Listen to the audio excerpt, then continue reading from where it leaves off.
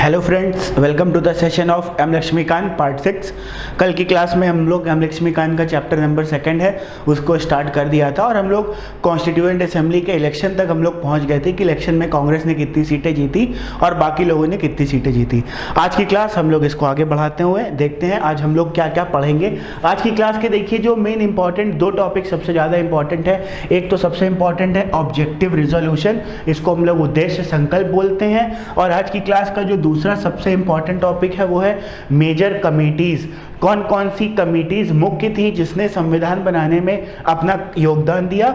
और तीसरा था इंपॉर्टेंट फैक्ट्स। इंपॉर्टेंट फैक्ट्स मतलब किसने संविधान बनाया, किसने कॉन्स्टिट्यूशन बनाया, किसने लिखा, किसने कैलीग्राफी करी, किसने इसको डेकोरेट किया, ये सारी चीजें। तो आज की क्लास में हम लोग के ये तीन चीज मेन रहेंगे। तो शुरुआत करते हैं हम लोग आज की क्लास को। कल जहाँ पे हम लोग ने छोड़ी थी आज की क्लास हम लोग यहाँ से स्टार्ट करते हैं। कल की लास्ट क्लास में हम लोग ने यहाँ पे देखा था इलेक्शन ऑफ कॉन्स्टिट्यूएंट असेंबली, संविधान सभा का क्या इलेक्शन था और कांग्रेस ने कितनी सीटें जीती थी। मैंने आपको बताया था संविधान सभा का इलेक्शन कब हुआ था, जुलाई अगस्त 1946 को। कांग्रेस ने जीती थी कितनी सीटें, 208 सीटें। मुस्लिम लीग ने जीती थी 73 सीटें। इंडिपेंडेंट निर्दलीय जो थे उन्होंने जीती थी 15 सीटें। और प्रिंसली स्टेट डिडंट पार्टिसिपेटेड। मैंने कल आपको बताया था ना प्रिंसली स्टेट ने क्यों पार्टिसिपेट नहीं किया था। इनको क्रिप्स मिशन में एक लॉलीपॉप मिल गया था। क्रिप्स मिशन में ये बोला गया था कि स्टेट्स अगर ना चाहें तो वो भारत को ज्वाइन नहीं करके अपना स्वतंत्र एक संविधान बना सकते हैं, इसलिए राज्यों ने इसको ज्वाइन नहीं किया। यहां तक हम लोग ने कल छोड़ा था। आज हम लोग इसके आगे कंटिन्यू करते हैं। देखते हैं आज की पहली स्लाइड क्या आती है आपके लिए। और आज की जो पहली स्लाइड आती है वो ये खुल जाए सिमसेम। अरे ठीक, आज की पहली स्लाइड है वर्किंग ऑफ कॉन्स्टिट्यूएंट असेंबली, संविधान सभा का कार्य। संविधान सभा यानी घटक विधानसभा ने कैसे काम करना स्टार्ट किया। देखो बच्चे, जो लोग इंडिया में ग्रुप बी लेवल के एग्जाम की तैयारी करना चाह रहे हैं उनके लिए ये वाले पॉइंट्स बहुत इंपॉर्टेंट है। जैसे कि कॉन्स्टिट्यूएंट असेंबली की जो फर्स्ट मीटिंग हुई थी वो कब हुई थी, 9 दिसंबर 1946 को। पहली बैठक हुई थी 9 दिसंबर 1946 को। मुस्लिम लीग ने बॉयकॉट कर दिया था। मैंने आपको कल की क्लास में बताया था मुस्लिम लीग ने क्यों बॉयकॉट करा था, क्योंकि कैबिनेट मिशन प्लान के तहत ही कॉन्स्टिट्यूएंट असेंबली की क्या करी गई थी, इलेक्शन कराया गया था। और कैबिनेट मिशन प्लान के अंदर सेपरेट पार्टीशन की बात करी नहीं गई थी, तो इसलिए मुस्लिम लीग ने क्या कर दिया था, इसका बहिष्कार कर दिया था। मुस्लिम लीग ने इसका कर दिया बहिष्कार। First meeting was attended by 211 members. जो पहली बैठक थी उसमें कितने सदस्यों ने भाग लिया था, 211 सदस्यों ने किसके लिया था, भाग लिया था। यहाँ पे एक चीज हम लोग आपको मैं समझाता हूँ। यहाँ पे एक चीज जो समझने वाली ये है, देखिएगा आज की क्लास में हम लोग देखेंगे कि कॉन्स्टिट्यूएंट असेंबली किस तरीके से आगे बढ़ी, स्टेप बाय स्टेप प्रोसेस। तो यहाँ से हम लोग देखते हैं step by step process of constituent assembly. Pen king change कर लेते हैं हम लोग। स्टेप बाय स्टेप, अभी भी अच्छा नहीं लग रहा है, वाइट सबसे बेस्ट। स्टेप बाय स्टेप देखिएगा, यहाँ पे भी एक क्रोनोलॉजी चल रही है बच्चे। ये क्रोनोलॉजी आपको बहुत इंपॉर्टेंट है आपकी यूपीएससी प्रिपरेशन के लिए। सबसे पहला तो देखो क्या हुआ, कैबिनेट मिशन प्लान आया। सबसे पहले क्या हुआ, कैबिनेट मिशन प्लान आया, ठीक। दूसरे नंबर पे क्या हुआ, कैबिनेट मिशन प्लान के अंदर इलेक्शन करवाया गया। क्या बताया गया, इलेक्शन। किसका इलेक्शन, असेंबली का इलेक्शन। कौन सी असेंबली, कॉन्स्टिट्यूएंट असेंबली के इलेक्शन के बारे में बताया गया। तीसरा, इलेक्शन कैसे होगा, इलेक्शन का प्रोसीजर बताया गया। इलेक्शन का क्या कर दिया गया, प्रोसीजर बता दिया गया। चौथी स्टेज में क्या किया गया, इलेक्शन करवा दिया गया। चौथी स्टेज में क्या हुआ, इलेक्शन करवा दिया गया। अभी इलेक्शन नहीं देखा था आपने नवंबर 1946 में, वो अगस्त जुलाई अगस्त 1946 में इलेक्शन हुए थे, इलेक्शन करवाया गया।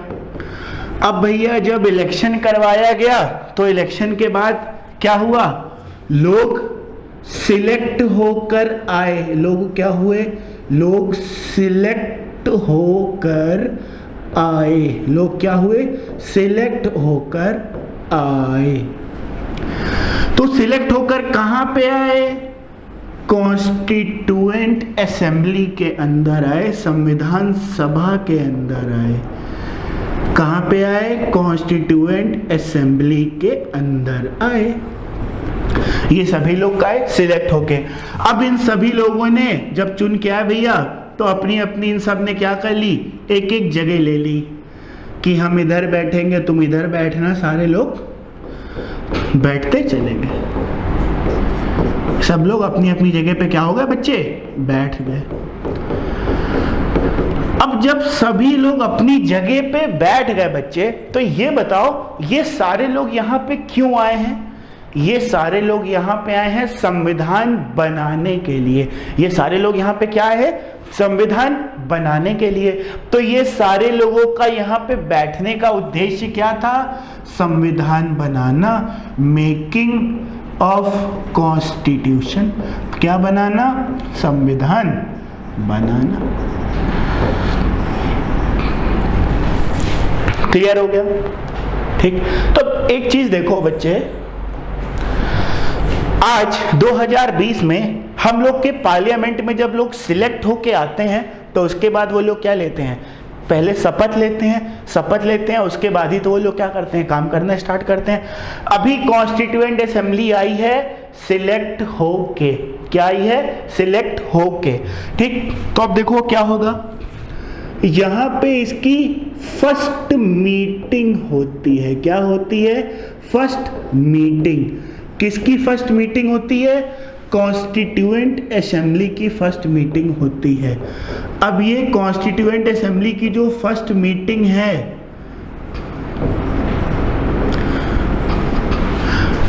इसके कोई चेयर भी करेगा, इसको कोई प्रिसाइड भी करेगा, इसको क्या कोई करेगा, चेयर करेगा, इसका कोई क्या होगा, चेयरमैन होगा।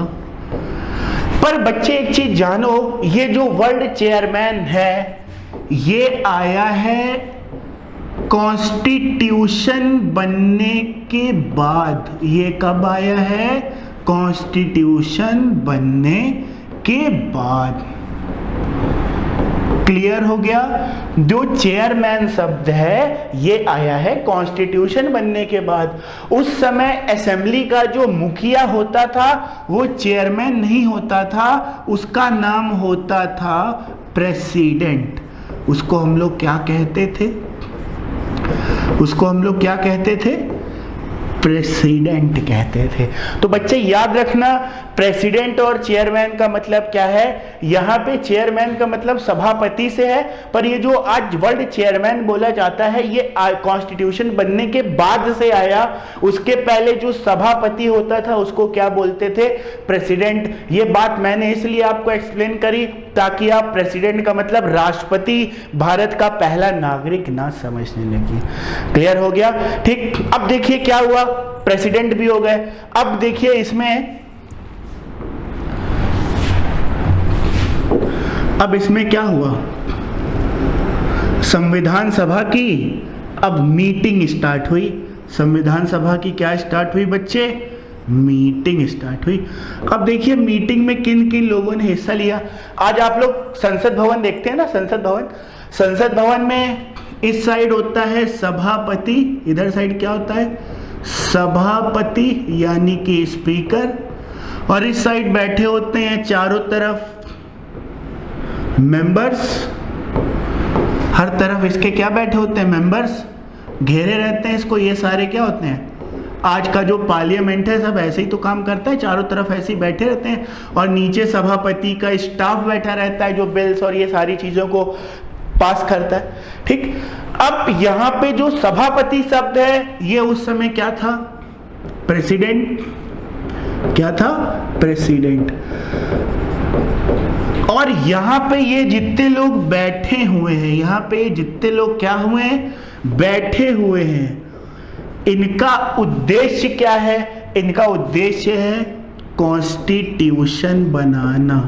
इनका उद्देश्य क्या है बच्चे, कॉन्स्टिट्यूशन बनाना। ठीक। अब यहां पे क्वेश्चन क्या आता है? क्वेश्चन क्या आता है, संविधान सभा किस दिन बनी? तो संविधान सभा बनी नवंबर 1946 को, पर उस दिन बनी, उस दिन पहली मीटिंग नहीं हुई। तो फर्स्ट मीटिंग कब हुई? फर्स्ट मीटिंग कब हुई? फर्स्ट मीटिंग हुई 9 दिसंबर 1946। क्या हुई बच्चे? फर्स्ट मीटिंग हुई 1946। ये फर्स्ट मीटिंग का मतलब क्या होता है? ये भैया पहली मीटिंग थी ना, जैसे भैया पहली मीटिंग में इंट्रोडक्शन होता है, जैसे पहली क्लास होती है तो उसमें स्टूडेंट और टीचर फैमिलियर होते हैं। तो जब किसी भी चीज की पहली मीटिंग होती है तो उसमें सारे जो मेंबर्स हैं और जो उसका हेड है उनके बीच में इंटरेक्शन होता है कि अच्छा हुआ आप सभी लोग यहाँ पे चुन के आए हैं, हम लोग इस तरीके से काम करेंगे, ये हम लोग का स्टेप बाय स्टेप प्रोसेस होगा, ये काम करने का तरीका होगा। तो जो लोग यहाँ पे आए हैं वो आए हैं कॉन्स्टिट्यूशन बनवाने। जो यहाँ पे है वो है प्रेसिडेंट यानी सभापति, और इसकी पहली मीटिंग हुई थी 9 दिसंबर 1946 को। अब बात आती है कि भैया जो सभापति वर्ड है आज 2020 में, इसको तो एक चुनने की इसका एक प्रक्रिया होती है, किसका एक चुनने का प्रोसेस होता है, स्पीकर को चुनने का। इसके स्पीकर के प्रोसेस को हम लोग डिस्कस करेंगे पार्लियामेंट चैप्टर में। पर उस समय आज हमारा कॉन्स्टिट्यूशन नहीं बना हुआ है, हम लोग 1946 में हैं। तो 1946 में कोई प्रोसीजर ही नहीं पता कि सभापति को कैसे बनाया जाए। तब भीड़ में देखा, अरे कोई इसमें से किसी चाचा को इन्होंने पकड़ लिया और उस चाचा का चाचा आज के तुम सभापति बन जाओ, सभापति यानी प्रेसिडेंट। तो वो चाचा जो पहले सभापति थे उनका नाम रखा गया डॉक्टर सच्चिदानंद सिन्हा। क्या रखा गया? सच्चिदानंद सिन्हा। ये पहले चाचा थे जो क्या बन गए भैया? संविधान सभा की पहली मीटिंग के क्या बन गए? ये प्रेसिडेंट बन गए। यहाँ पे प्रेसिडेंट का मतलब है सभापति। क्यों बन गए? क्योंकि सबसे इनके बीच में ये बुजुर्ग थे, बुढ़ाऊ थे, तो चाचा जी को यहाँ पे बैठा दिया गया। पर यहाँ पे बच्चे एक चीज याद रखना, सच्चिदानंद सिन्हा को आप हल्के में मत लीजिएगा। मैं फिर से बोल रहा हूँ, डॉक्टर सिन्हा को आप हल्के में मत लीजिएगा। डॉक्टर सिन्हा बहुत ऊंची हस्ती थे। कैसे? 1921 में viceroy executive council, viceroy executive council में ये वाइस प्रेसिडेंट रह चुके हैं। दूसरा, उड़ीसा एंड बिहार की लेजिस्लेटिव काउंसिल यानी विधानसभा, लेजिस्लेटिव काउंसिल, ये इसके भी रह चुके थे प्रेसिडेंट। क्या रह चुके थे? प्रेसिडेंट। तो ये जो बच्चे आपने सुना सच्चिदानंद सिन्हा के बारे में, किताब में भी लिखा हुआ है, लक्ष्मीकांत में भी लिखा हुआ है, वो सीनियर मोस्ट मेंबर थे इसलिए उनको पहला प्रेसिडेंट बनाया। तो वो सीनियर एज में नहीं थे, सीनियर वो काम से थे। वो सीनियर काम एज दोनों से सीनियर थे। तो वो सीनियर काम से कैसे थे? वो वाइसरॉय एग्जीक्यूटिव काउंसिल के वाइस प्रेसिडेंट रह चुके थे। तो उड़ीसा और बिहार के लेजिस्लेटिव काउंसिल के वो प्रेसिडेंट भी रह चुके थे। यहाँ पे प्रेसिडेंट का मतलब होता है सभापति और वाइस प्रेसिडेंट का मतलब होता है उपसभापति। ये बात आपके समझ में आ रही होगी। तो आपको ये बातें समझ में आ गई कि किस तरीके से सच्चिदानंद सिन्हा को पहला प्रेसिडेंट बनाया गया। बाद में सच्चिदानंद सिन्हा को रिप्लेस करके कौन आ गया? डॉक्टर राजेंद्र प्रसाद। तो ये कई बार एग्जाम में आता है कि हम लोग की संविधान सभा के पहले राष्ट्रपति कौन थे? यहाँ पे राष्ट्रपति का मतलब सभापति। तो पहले राष्ट्रपति थे हम लोग के डॉक्टर सच्चिदानंद सिन्हा, और उसके बाद कौन आ गया? उसके बाद आ गए थे डॉक्टर राजेंद्र प्रसाद। क्लियर हो गई ये बात सभी को? चलिए अब हम लोग इसके आगे चलते हैं। अब देखिए यहाँ पे संविधान सभा बैठ गई, ठीक। सारे चाचा भतीजों ने एक दूसरे से नाम पूछ लिया। कहीं हाँ चाचा बताओ, कहीं हमारा नाम रामलाल, हमारा नाम बसंती लाल, सबने अपने अपने नाम बता दिए। अब ये बताओ इनका काम यहाँ पे क्या है? सबने बोला why the hell we are called here, तो सभापति ने बोला भैया हम लोग बैठ के क्या करेंगे, संविधान बनाएंगे। कहें ठीक है चलो संविधान बनाते हैं, चलो संविधान बनाते हैं, चलो संविधान बनाते हैं। चर्चाएं जोर पकड़ लिया। अब एक चीज बताओ, संविधान तो बनाते हैं पर संविधान की क्या डायरेक्शन होगी, संविधान की क्या दिशा होगी। जैसे बच्चे आप लोग, जैसे कोई सॉफ्टवेयर डेवलपर है, जब वो कोडिंग करता है तो वो कोडिंग करता है ना, तो वो सोचता है कि हम प्रोग्राम को किस डायरेक्शन में लेके जा रहे हैं। आप कोई योजना बनाते हो तो योजना का कोई सीक्वेंस होता है ना, स्टेप 1 में ये करेंगे, स्टेप 2 में ये करेंगे, स्टेप 3 में ये करेंगे। जब हम लोग की कॉन्स्टिट्यूएंट असेंबली बैठी हुई थी यहाँ पे, तो इसके पास संविधान बनाने का एक्सपीरियंस नहीं था, पर इसके अंदर जो लोग थे वो बहुत एक्सपीरियंस थे। इनको डायरेक्शन नहीं मिल रही थी, तो इनको डायरेक्शन दिया सबसे पहले आके नेहरू जी ने। किसने दिया आके? नेहरू जी ने। वही नेहरू जी कौन? चाचा नेहरू, याद है ना, जिनकी फोटोज कभी कभी फेसबुक पे व्हाट्सएप पे वायरल हो जाती हैं, वही चाचा नेहरू। तो संविधान को डायरेक्शन दिया चाचा नेहरू ने, यानी जवाहरलाल नेहरू ने। डायरेक्शन कैसे दिया? ऐसे करना है, ऐसे करना है, कि कोई लिखित में स्टेटमेंट दिया। तो नेहरू जी ने, याद करिए, नेहरू कमेटी, इनके पिताजी ने 1928 में किसके मतलब डोमिनियन स्टेटस ऑफ इंडिया के लिए संविधान बनाया था। उसमें उन्होंने कुछ चीजें लिखी थी। जैसे आज कांग्रेस करती है नाम बदल के हर काम, तो नेहरू जी ने क्या किया? ऑब्जेक्टिव रिजोल्यूशन नाम की एक प्रस्तावना, एक ऑब्जेक्टिव रिजोल्यूशन, उद्देश्य संकल्प को संविधान सभा के अंदर ये लोग लेके आए। कौन लेके आया? ऑब्जेक्टिव रिजोल्यूशन, इसका हिंदी होता है उद्देश्य संकल्प। ये कौन लेके आए? ये आए नेहरू जी लेकर आए। किसके अंदर? संविधान सभा में। जो ऑब्जेक्टिव रिजोल्यूशन का अंदर कंटेंट था, ये इन्होंने नेहरू कमेटी से कट कॉपी पेस्ट करके निकाल के इसमें भर दिया। अब ऑब्जेक्टिव रिजोल्यूशन आ गया। अब ऑब्जेक्टिव रिजोल्यूशन किस दिन आया? क्योंकि भैया आपके एग्जाम में फैक्चुअल भी आता है, तो एग्जाम में आया 13 दिसंबर 1946। 13 दिसंबर 1946 को उद्देश्य संकल्प को संविधान सभा में प्रस्तुत किया गया। उद्देश्य संकल्प को प्रस्तुत करने का क्या कारण था? संविधान को डायरेक्शन देना कि संविधान के अंदर ऐसी ऐसी चीजें होनी चाहिए। उद्देश्य संकल्प के अंदर क्या क्या चीजें लिखी थी? आज हम लोग का जो प्रस्तावना है, एक चैप्टर आएगा, चैप्टर नंबर 4, वो प्रियम्बल, ये उद्देश्य संकल्प से ही निकल के आया है। उद्देश्य संकल्प यानी ऑब्जेक्टिव रिजोल्यूशन में स्टेप्स दिए हुए थे, फंडामेंटल राइट्स के बारे में कुछ डिस्कस किया गया था। ये सारे पॉइंट्स इसके अंदर बताए गए थे कि ये चीजें हमें अपने देश के अंदर चाहिए, ये चीजें बनानी है। धर्मनिरपेक्ष होना चाहिए, पंथ निरपेक्ष होना चाहिए, सेक्युलर होना चाहिए, कुछ इस प्रकार से बातें करी गई थी ऑब्जेक्टिव रिजोल्यूशन में। अभी हम लोग ऑब्जेक्टिव रिजोल्यूशन को समझेंगे। तो ये सारी बात ऑब्जेक्टिव रिजोल्यूशन में रखी थी। कॉन्स्टिट्यूएंट असेंबली को जब ऑब्जेक्टिव रिजोल्यूशन पढ़ा तो उनको अकल आ गई। जैसे आपको किसी पे निबंध लिखना है, कुछ सूझ नहीं रहा होता, तो आपको कोई 4 लाइन बता देता, आप 4 को 400 कर देते हो। ठीक यही काम ऑब्जेक्टिव रिजोल्यूशन ने किया था। कॉन्स्टिट्यूएंट असेंबली में इसने रखा 13 दिसंबर 1946 को, और ऑब्जेक्टिव रिजोल्यूशन को 22 जनवरी 1947, बच्चे कब? 22 जनवरी 1947 को अपना लिया गया। किसने अपना लिया? संविधान सभा ने अपना लिया। कहते हैं चाचा नेहरू, ये आपने बहुत अच्छी चीज दी है। अब हम लोग इसको ध्यान में रखते हुए इसके चारों तरफ संविधान को हम लोग बनाना क्या करेंगे? स्टार्ट करेंगे। क्लियर हुआ? तो ये अभी यहां तक का बैकग्राउंड था। अब कॉन्स्टिट्यूएंट असेंबली ने अपना काम करना स्टार्ट कर दिया। क्या कर दिया? कॉन्स्टिट्यूएंट असेंबली ने अपना काम करना स्टार्ट कर दिया, क्योंकि इनको क्या मिल गई? डायरेक्शन मिल गई।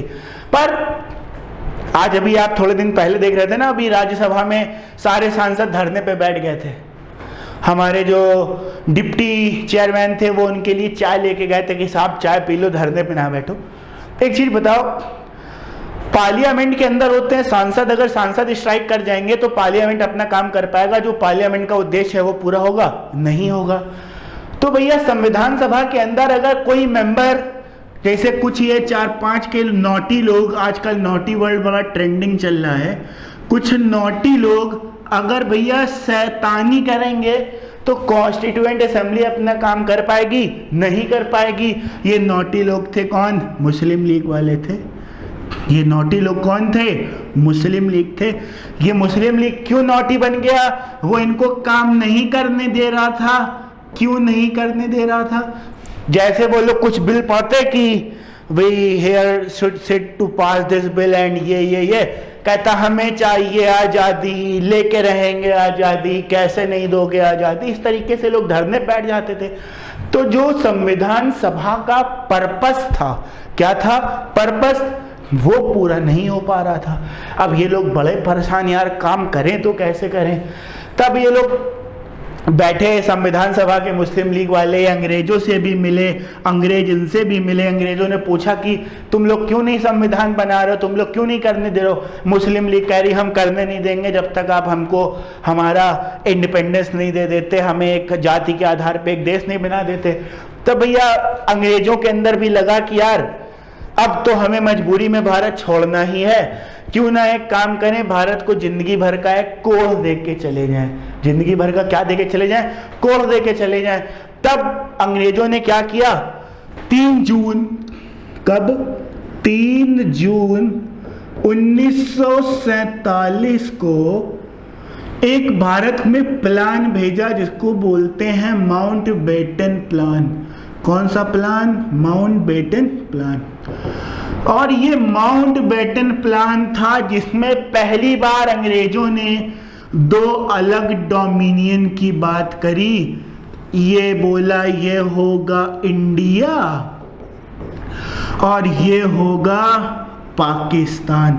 माउंटबेटन प्लान कब आया था? 3 जून 1947। और हम लोग का भारत कब आजाद हो गया था? 15 अगस्त 1947। बस 2 महीने की बात है। अब इंडिया इधर बन गया, इधर बन गया पाकिस्तान, भूखा प्यासा पाकिस्तान, हिंदुस्तान हरा भरा। आप लोग ने वो ट्रायंगल में पाइथागोरस थ्योरम पढ़ा होगा ना, ठीक। अब देखिए, जब इंडिया और पाकिस्तान 2 अलग डोमिनियन होंगे तो इंडिया और पाकिस्तान की 2 अलग क्या होगी? संविधान सभा होगी। इंडिया पाकिस्तान की क्या होगी? 2 अलग क्या होगी? संविधान सभा होगी। पर अभी चीज बताओ, ये सारे लोग तो एक साथ बैठते थे, जब ये अलग हो जाएंगे तो इंडिया तो अलग हुआ नहीं, इंडिया से ही तो निकल के गया है पाकिस्तान। तो इंडिया की जो कॉन्स्टिट्यूएंट असेंबली में थे जितने 389 लोग थे, कितने लोग थे? 389। यहाँ पे 90 निकल के चले गए। कितने चले गए? 90, ठीक। यहाँ पे 90 आ गए, ये पाकिस्तान की असेंबली हो गई। यहाँ से पाकिस्तान का इतिहास, जो पाकिस्तान सिविल सर्विसेज की तैयारी करेंगे वो पढ़ेंगे। इसके बाद इंडिया में जितनी सीटें बची, इतनी सीटें बची इंडिया में 299। अब नेहरू एंड कंपनी ने चैन की सांस ली, चलो यार कूड़ा खत्म हुआ, टेंशन खत्म हुई, अब चलते हैं हम लोग संविधान बनाने। अब संविधान बनाने की ओर अग्रसर होते हैं। तो जब मुस्लिम लीग अलग हो गई, उनको अपना डोमिनियन अलग दे दिया गया माउंटबेटन प्लान के बाद, तब मामला रफा दफा हुआ। तब ये लोग प्लान बनाने की ओर सीरियस होना स्टार्ट हुए। फिर से तब ये लोग प्लान बनाने की तरफ क्या हुए? सीरियस होना स्टार्ट हुए। ये थी अभी तक की क्रोनोलॉजी और घटनाक्रम जो होगा। अब आइए इसको हम लोग एक सीरीज में पढ़ते और समझते हुए चलते हैं। देखते हैं भैया, यहाँ पे संविधान सभा की देखिए लिखा हुआ है, पहली मीटिंग कब हुई थी? 9 दिसंबर 1946। अभी मैंने आपको बताया था मुस्लिम लीग ने बॉयकॉट कर दिया था। और जो पहली मीटिंग थी उसको कितने लोगों ने अटेंड किया था? 211 लोगों ने अटेंड किया था, ठीक। चलते हैं हम लोग अगली स्लाइड की ओर। अगली स्लाइड है हम लोग की ये इलेक्शन ऑफ कॉन्स्टिट्यूएंट असेंबली। उसके अंदर क्या क्या रिजल्ट आया था ये हम लोग देख चुके हैं। इसके बाद पहली मीटिंग ये भी हो चुकी है। अब हम लोग आगे चलते हैं। यहाँ पे देखिए, मैंने बताया था डॉक्टर सच्चिदानंद सिन्हा को पहला टेम्परेरी प्रेसिडेंट इलेक्ट करा गया। यहाँ पे कौन प्रेसिडेंट? यहाँ प्रेसिडेंट मतलब सभापति की बात हो रही है। अभी मैंने आपको क्या कर दिया? एक्सप्लेन कर दिया। डॉक्टर सिन्हा को विधानसभा का अस्थायी सदस्य चुना गया क्योंकि वो सीनियर मोस्ट थे। अब यहाँ पे क्वेश्चन और रह जाता है, सीनियर, ये मैं अलग से ज्ञान दे रहा हूं, सीनियर को पहले हेड यानी मुखिया बनाना है। सीनियर को पहले मुखिया बनाना है। फिर से, सीनियर को पहले मुखिया बनाना है। ये बात कहां से आई? ये बात आई है फ्रांस से। ये बात कहां से आई है? फ्रांस से। तो इसको हम लोग बोलते हैं फ्रेंच प्रैक्टिस। क्या बोलते हैं? French practice. इस प्रकार की प्रैक्टिस फ्रांस में चलती थी। कहां चलती थी? फ्रांस में चलती थी। तो एग्जाम में कई बार पूछ लिया जा सकता है कि डॉक्टर राजेंद्र प्रसाद जो कि सीनियर मोस्ट मेंबर थे, उनको संविधान सभा का पहला प्रेसिडेंट बनाया गया, वो किस देश के आधार पर बनाया गया? तो सीनियर को हेड बनाना है। ये परंपरा फ्रांस में चलती थी, तो ये फ्रेंच प्रैक्टिस के आधार पे काम किया गया। समझ में आ गया आपको? क्लियर हो गया? ठीक, आगे देखते हैं हम लोग। आगे इसमें क्या दिया है? Rajendra Prasad letter permanent member हो गए थे। राजेंद्र प्रसाद बाद में विधानसभा क्या हो गए थे? स्थायी सदस्य हो गए थे। और भैया हाँ, ये बात मैं उधर नहीं बताई थी। जैसे आज सभापति है, मान लो उसको कोई काम आ गया, तो क्या पार्लियामेंट का काम नहीं होगा? होगा। तब उसका काम उपसभापति संभालेगा। तो उस समय भैया राजेंद्र प्रसाद भी क्या थे? राजेंद्र प्रसाद भी तो उस समय एक सभापति थे, यानी प्रेसिडेंट थे। अब उनको अपना काम करने के लिए क्या चाहिए? अगर वो छुट्टी में जाना चाहते हैं तो उनको उपसभापति चाहिए। उपसभापति को यहाँ बोला गया वाइस प्रेसिडेंट। तो राजेंद्र प्रसाद की हेल्प करने के लिए दो उपराष्ट्रपति भी थे, एक एच.सी. मुखर्जी और वी.टी. कृष्णचारी। तो ये जहां पे मैं राष्ट्रपति वर्ड बोल रहा हूं, यहां पे मेरा मकसद है सभापति से। जहां पे मैं वाइस प्रेसिडेंट बोल रहा हूं, यहां पे मेरा मकसद है उपसभापति से। क्लियर हो गया सभी को? यहां पे नाम क्यों नहीं बदला गया? क्योंकि ये नेम में कन्वर्जन हुआ था कॉन्स्टिट्यूशन बन जाने के बाद। क्लियर हुआ? चलते हम लोग अगली स्लाइड की तरफ। अगली स्लाइड क्या आती है आप लोग के लिए? देखते हैं। ऑब्जेक्टिव रिजोल्यूशन, उद्देश्य संकल्प। अभी मैंने आपको बताया था उद्देश्य संकल्प ने क्या किया था? एक कॉन्स्टिट्यूशन की डायरेक्शन तय करी थी। It was moved by Nehru on 13 December 1946।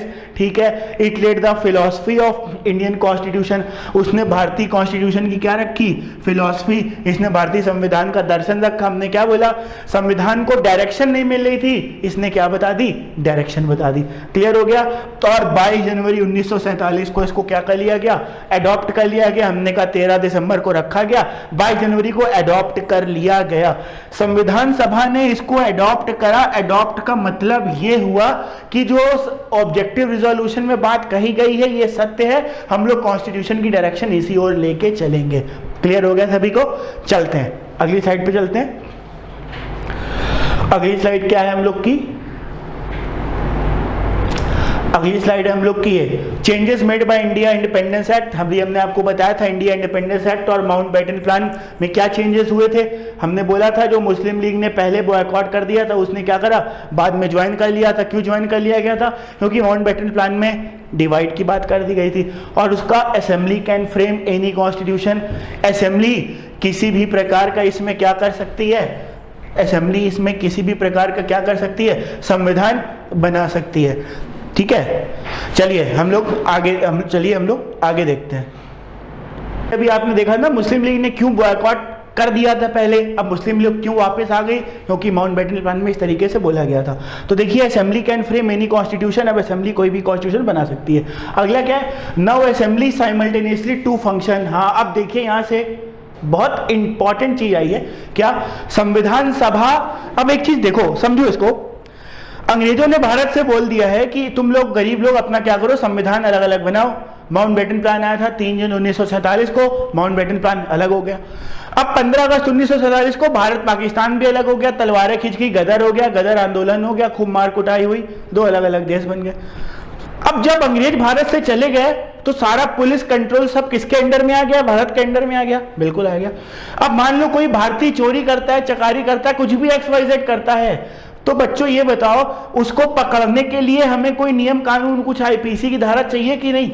जब अंग्रेज चले गए तो अंग्रेज के साथ सारा उनका कानून भी चला गया। अब संविधान सभा बड़ी परेशान हो गई। अब क्या करे? संविधान सभा के पास अब 2 काम थे। क्या? एक तो भारत के लिए संविधान बनाना और एक दूसरा दिन प्रतिदिन के कानून बनाना। ठीक, तो यहाँ पे संविधान सभा दो प्रकार से काम कर रही थी। किस तरीके से? एक संविधान बनाती थी और एक दिन प्रतिदिन के कानून बनाती थी। तो देखिए यहाँ पे भी एक ट्विस्ट आ गया। जब संविधान सभा आज जैसे अल्टरनेट बैठती है, आज संविधान सभा बैठी है, आज करेगी हम बनाएंगे संविधान, तो भैया इसमें राजेंद्र प्रसाद को कहेंगे आप सभापति बनेंगे यानी प्रेसिडेंट बनेंगे। आज बोलेगी आज संविधान सभा आज बनाएगी दिन प्रतिदिन के कानून, तो उस दिन की अध्यक्षता जीवी मालवांकर करेंगे। तो ये आपको याद रखना है क्या, जब संविधान सभा काम करती थी as a constituent making body, तब उसके हेड होते थे, it was presided by doctor Rajendra प्रसाद।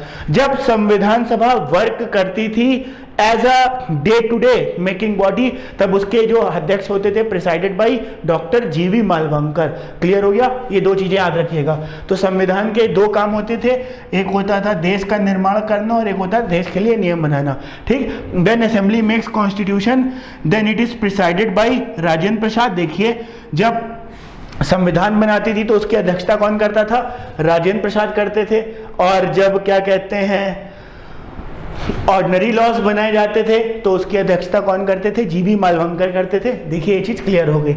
अब यहां से कुछ चीजें डेट याद करने वाली, रटिफिकेशन वाली चीजें स्टार्ट हुई। क्या? 26 नवंबर 1949 task of making constitution got over. तो बच्चे देखो, उद्देश्य संकल्प को अपनाया गया है 22 जनवरी 1947 को, और 26 नवंबर 1949 तक इन्होंने क्या किया? संविधान बना के धर दिया, कहते हैं लो चलो। और आगे मुस्लिम लीग विड्रॉ फ्रॉम असेंबली, अभी हमने बताया था मुस्लिम लीग क्या हो गई? हट गई। और उसके हट जाने से हमारे पास कितनी सीटें बची रह गई थी? 299। क्लियर हो गया? चलते हैं। ये बच्चे ये टॉपिक फैक्चुअल डेटा है, आपको इसको याद करना है, रटिफिकेशन वाली चीजें हैं। आगे चलते हैं। Other function of constituent assembly, संविधान सभा के कुछ अन्य काम, ये बहुत इंपॉर्टेंट है, देखिएगा। It ratified India's membership of Commonwealth in May 1949। इसने 1949 में भारत की राष्ट्रमंडल सदस्यता की पुष्टि करी। अब राष्ट्रमंडल सदस्यता क्या होता है ये आपको समझना पड़ेगा। देखिए ये राष्ट्रमंडल सदस्यता क्या होता है, कॉमनवेल्थ क्या होता है, समझते हैं।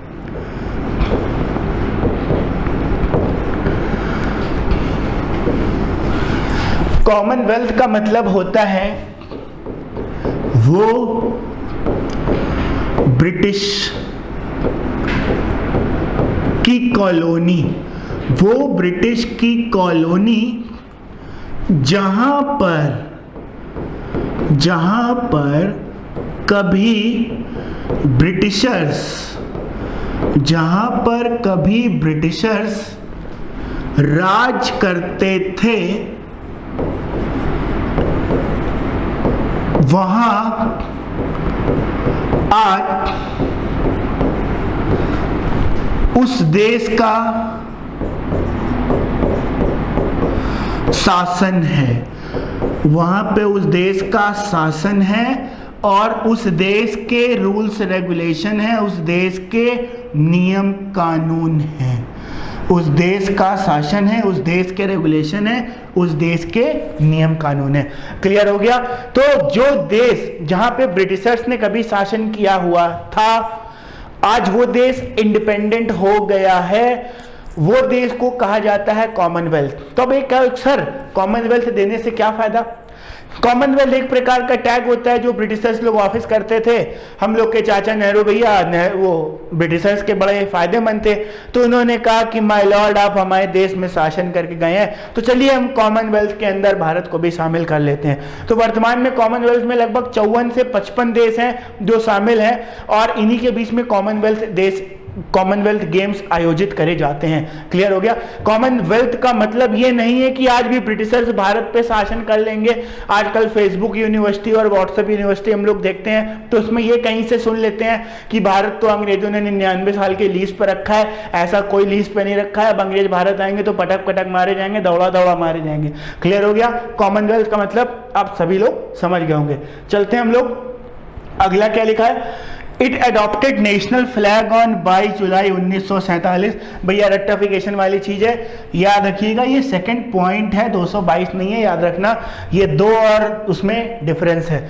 22 जुलाई 1947 को राष्ट्रीय ध्वज अपनाया गया। उसके बाद adopted national anthem on 24 January 1950, 24 जनवरी को राष्ट्रगान बना दिया गया। क्लियर हो गया सभी को? चलते हैं अगला, ये सब रेक्टिफिकेशन वाले हैं चीज बच्चे। अगला एडॉप्टेड नेशनल सॉन्ग 24 जनवरी 1950 को कर लिया गया। और elected doctor Rajendra Prasad first president on 24 January 1950। Rajendra Prasad को राष्ट्रपति चुना गया।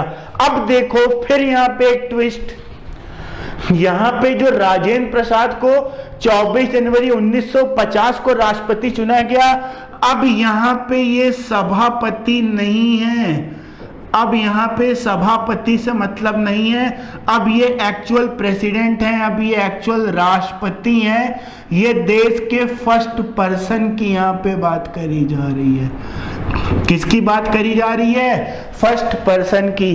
तो याद रखना, संविधान सभा के अंदर राजेंद्र प्रसाद प्रेसिडेंट थे तो वो सभापति थे।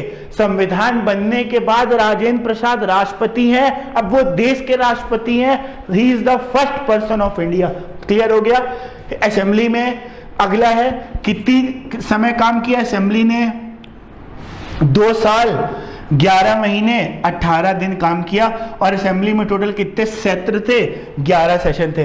असेंबली ने 2 साल 11 महीने 18 दिन में कुल 11 सत्र थे। इतना सत्र लिया है काम करने में। अगला, constitution maker gone through the constitution of 60 countries. ये देखिए 60 अंडरलाइन नहीं है, याद रखिएगा। 60 देशों के संविधान को पढ़ के हम लोग की देश के संविधान को बनाया गया। कितने देश के संविधान को? अपने देश के संविधान को 60 देशों के संविधान को पढ़ने के बाद ये नियम बनाया गया था। तभी तो 2 साल 11 महीने 18 दिन लग गए। और बच्चे उस समय तो गूगल कट कॉपी पेस्ट ये भी नहीं होता था, सब हाथ से लिखना होता था। अगर आज के समय में हमें कोई कॉन्स्टिट्यूशन बनाने का काम दे दे तो हम 1 घंटे में खत्म कर देंगे। इतना कट कॉपी पेस्ट अवेलेबल है, कहीं से उठाओ कहीं से पेस्ट कर दो। क्लियर हो गया बच्चों सभी को? चलते हैं हम लोग अगली तरफ। अगला, total cost of constitution 64 lakh. संविधान बनाने में कितना खर्चा आया? 64 लाख रुपए का खर्चा आया। ये सारे यूपीएससी में नहीं पूछे जाते हैं, स्टेट पीसीएस, ग्रुप बी और ग्रुप सी एग्जाम में ऐसे क्वेश्चन आते हैं। ये फैक्चुअल क्वेश्चन याद रखना। यूपीएससी फैक्ट से दूर भागता है, रटंत विद्या से दूर भागता है। वो हमेशा समझाने और लॉजिकल चीजों पर ध्यान देता है। अगला, 24 January 1950 constituent assembly held it's final session. 24 January 1950 को संविधान सभा का क्या था? अंतिम सत्र आयोजित किया गया। फिर अगला, 26 जनवरी 1950 को Indian constitution came into effect. 26 जनवरी 1950 को संविधान लागू कर दिया गया। Till first general election in 1951-52 constituent assembly work as provisional parliament. ये तो मैंने आपको बताया था, जब तक अपना संविधान बन के नहीं लागू हो गया था तब तक जो हम लोग की कॉन्स्टिट्यूएंट असेंबली थी वो तब तक as a provisional parliament, as a mini parliament के तौर पे काम करती थी। जब संविधान बन गया तब वो एज अ प्रेसिडेंट के तौर तब वो एज अ फुल पार्लियामेंट के रूप में क्या करने लग गई? काम करने लग गई। ठीक, चलते हैं आगे। Committee of constituent assembly. संविधान सभा को बनाने में कौन कौन सी कमिटीज आई थी? संविधान सभा को बनाने में कौन कौन सी कमिटीज आई थी? तो देखिएगा इसमें यहाँ पे देखिए बेटा, ये जो कमिटी वाला पार्ट है ये रेक्टिफिकेशन वाला है। रट्टा वाला क्या है? क्योंकि देखिए टोटल इसमें कितनी कमिटीज थी? 21, जिसमें से 8 प्रमुख कमिटियां थी और 13 गैर कम प्रमुख थी, लघु समितियां थी। 8 प्रमुख समितियां, 13 लघु समितियां थी। अब इसमें 8 कौन कौन सी थी, 13 कौन कौन सी थी, ये याद रखना है, किसी भी एग्जाम में नहीं आता है। समय वेस्ट करने के लिए पढ़ने का मन हो तो हम लक्ष्मीकांत उठा के रटना स्टार्ट कर देना।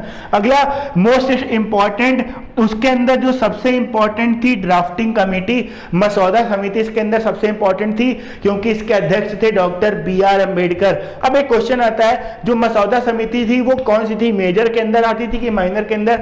जब भैया इंपॉर्टेंट है तो वो क्या होगी? प्रमुख होगी। तो 8 प्रमुख समितियों में से सबसे इंपॉर्टेंट क्या थी? Drafting committee. तो अब हम लोग ड्राफ्टिंग कमेटी के बारे में डिटेल में पढ़ेंगे। बाकी कमिटीज को आप लोग बुक से रीडिंग कर लीजिएगा। 21 कमिटीज हैं अलग अलग, उनके क्या काम था, ये 21 पन्नों का टॉपिक है, कोई मतलब नहीं है, कोई लेना देना नहीं है। अब तो संविधान बन चुका है, क्या फायदा इसको इतना पढ़ के सर दर्द करने से। ठीक, चलते हैं आगे। देखिए अभी तो ये हम लोग निकाल लिया है।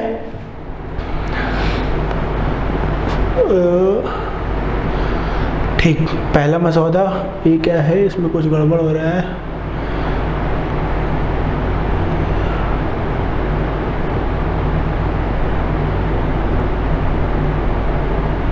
यहां तक हम लोग ने पढ़ लिया था। यहां से अगला है ड्राफ्टिंग कमेटी की स्टार्टिंग।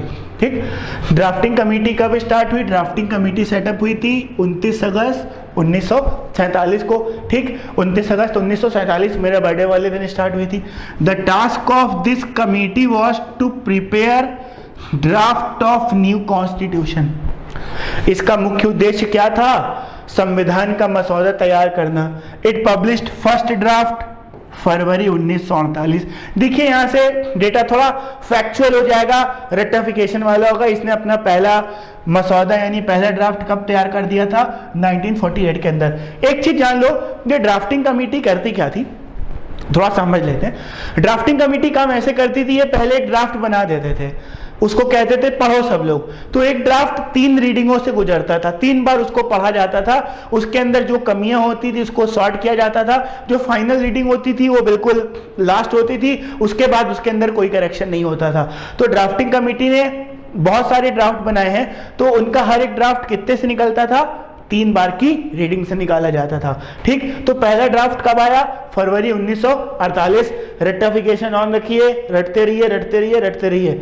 इसके बाद अगला इट पब्लिश्ड सेकेंड ड्राफ्ट, दूसरा ड्राफ्ट आया टोटल 1948 को आया।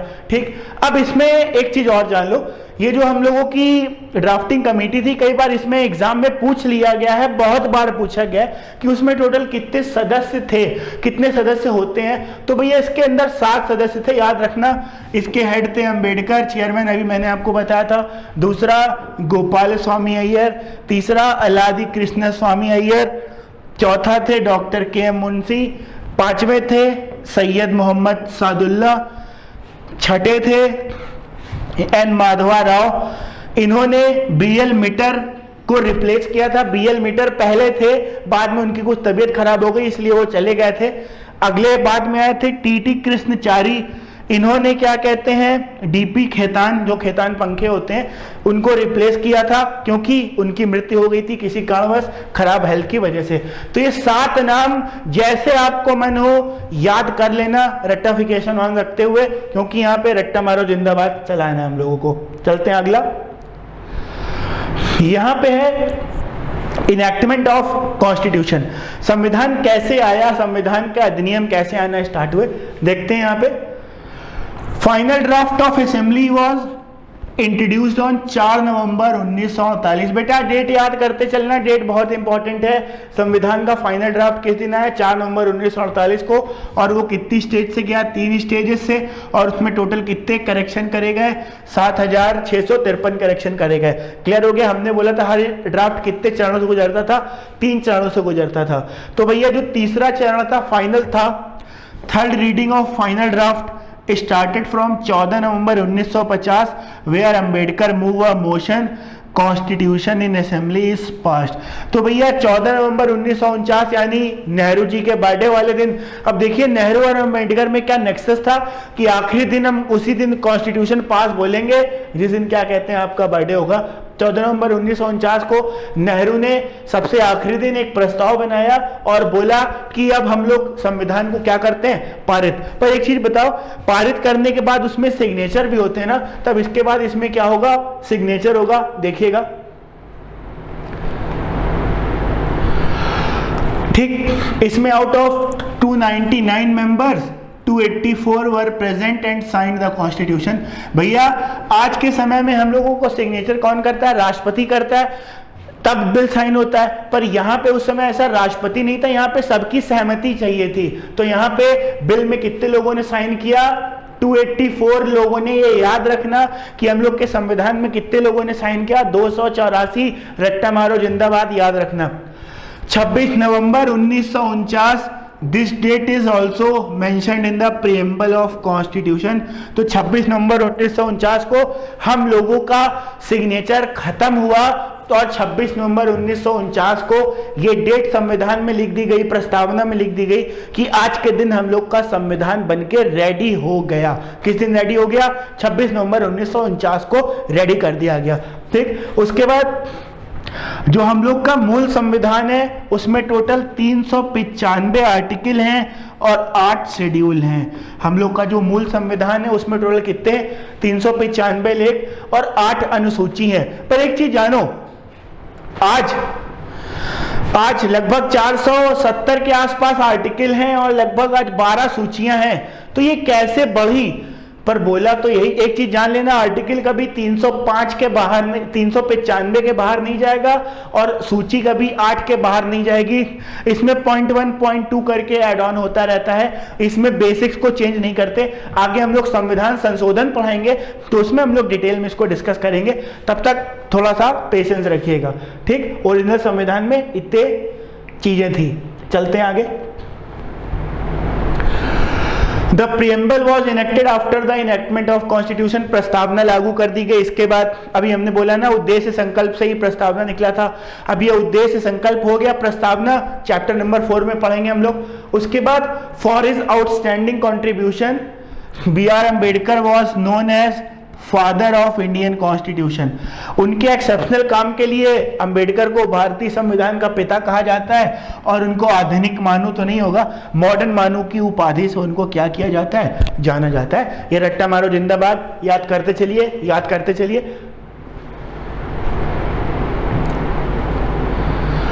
अगला, इन्फोर्समेंट ऑफ कॉन्स्टिट्यूशन, संविधान का प्रवर्तन कब से लागू हो गया? एक चीज जान लो, इसमें कई बार क्वेश्चन आता है, जब हम लोग का संविधान बन गया था तो उसके कुछ फीचर्स को तभी ऑन द स्पॉट लागू कर दिए गए थे। ये शायद ये बात आपको पता होनी चाहिए।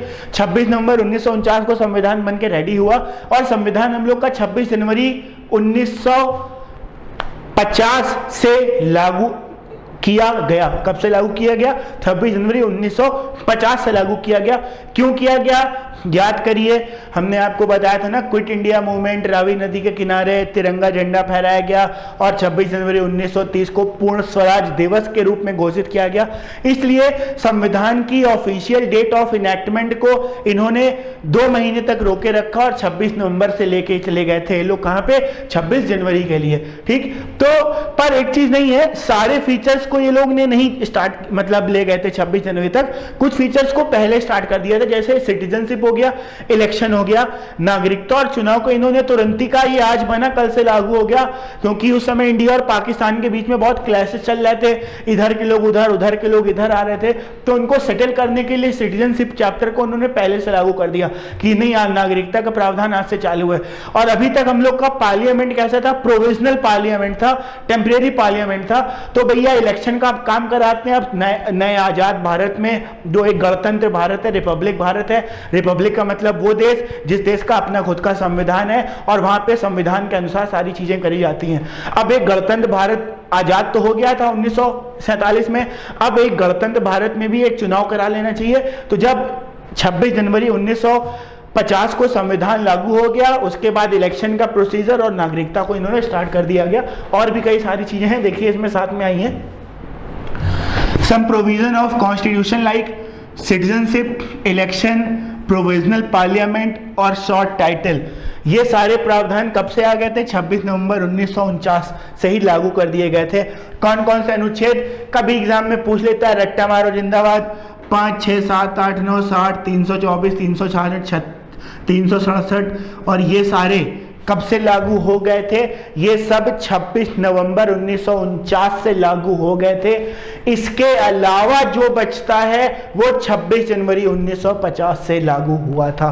क्लियर हो गया मेरे भाई? उम्मीद करते हैं क्लियर हो रहा होगा। ये सब रट्टा मारो जिंदाबाद टॉपिक चल रहा है। आगे, rest other part of constitution major part came into force on 26 जनवरी 1950।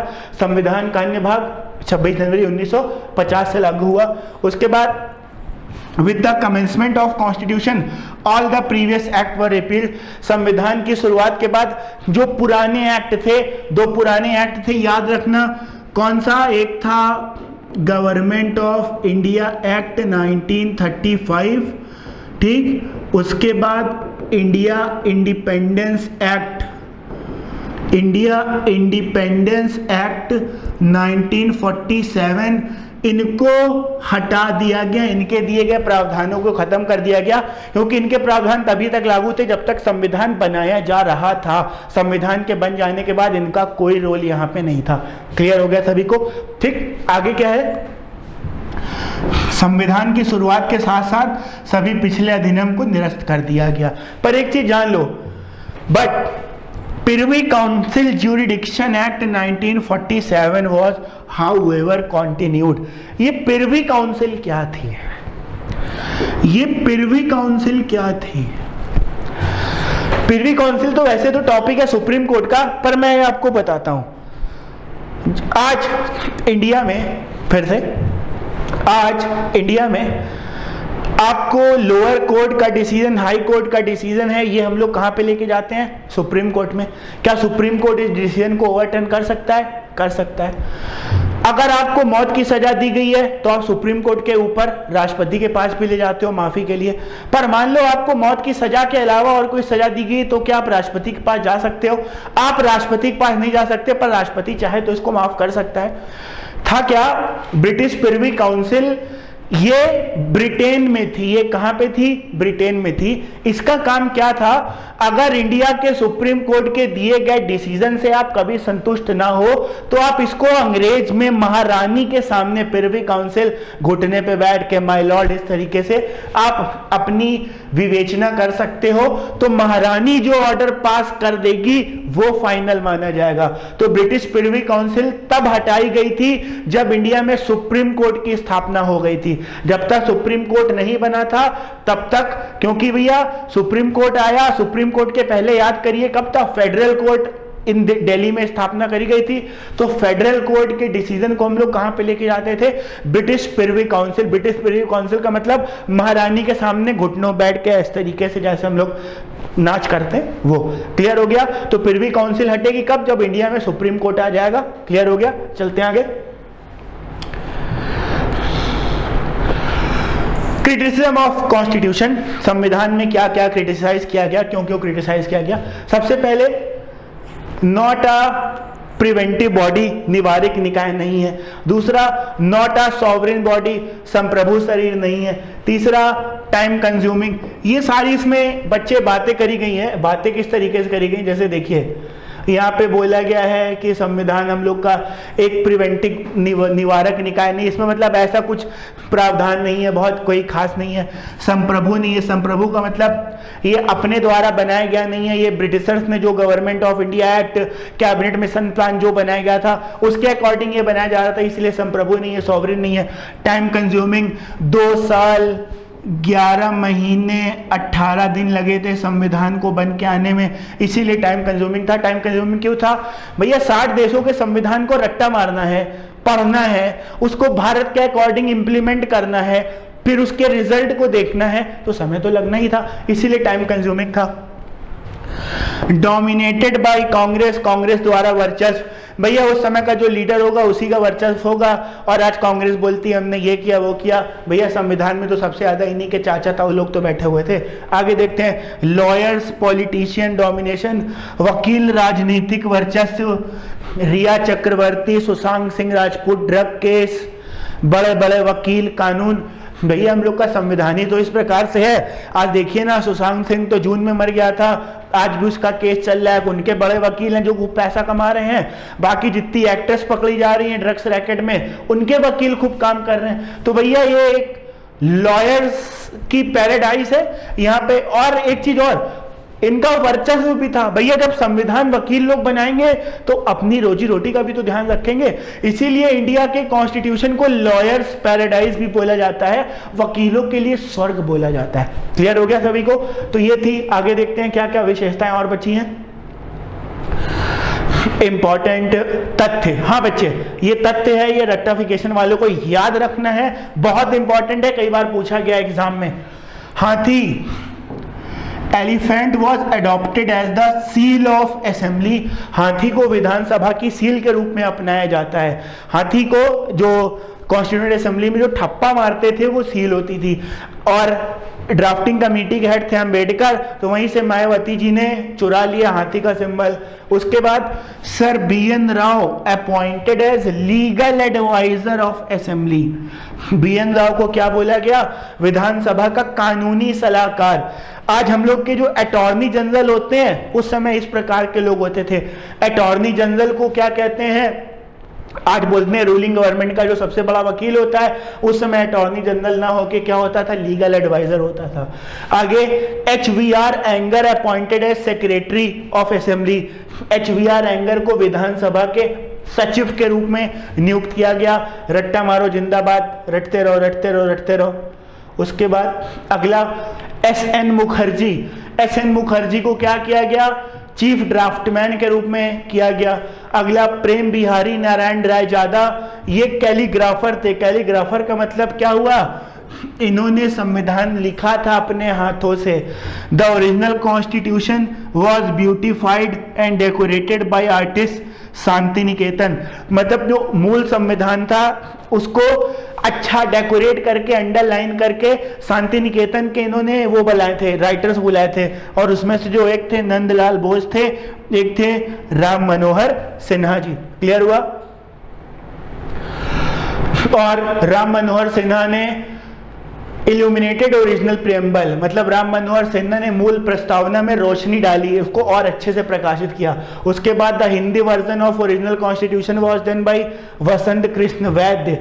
ये सब रट लेना, ठीक। आगे सेशन ऑफ कॉन्स्टिट्यूएंट असेंबली। संविधान सभा में टोटल कितने सेशन हुए? ये याद रखना, 11 सेशन हुए। संविधान सभा में कितने सेशन हुए बच्चे टोटल? संविधान सभा में टोटल हुए 11 सेशन। पहला सेशन ये, दूसरा ये सब रट्टा मारो जिंदाबाद। एक बार मैं हट जाता हूँ, स्क्रीनशॉट लेके इसको रट्टा मारते हुए देख लेना, ठीक। चलते हैं आगे। और लास्ट, मैं हमेशा लास्ट नोट के साथ करता हूं क्योंकि लक्ष्मीकांत में भी नोट से किया गया है। लास्ट में क्या गया है? The assembly met once again on 24 January 1950 when the members appended their signature to the constitution of India. तो मतलब लास्ट टाइम कॉन्स्टिट्यूशन की असेंबली कब बनी थी? 24 जनवरी 1950 को आखिरी बैठक हुई थी, जब सभी सदस्यों ने इसमें क्या किया था? हस्ताक्षर कर दिया था। क्लियर हुआ? तो ये चैप्टर हम लोगों का चैप्टर नंबर 2 ये खत्म होता है। अगर आपको वीडियो अच्छा लगा है तो वीडियो को शेयर करिए, लाइक करिए, लोगों तक सब्सक्राइब करवाइए। तब तक थैंक यू, नमस्कार, मिलते हैं अगले चैप्टर में।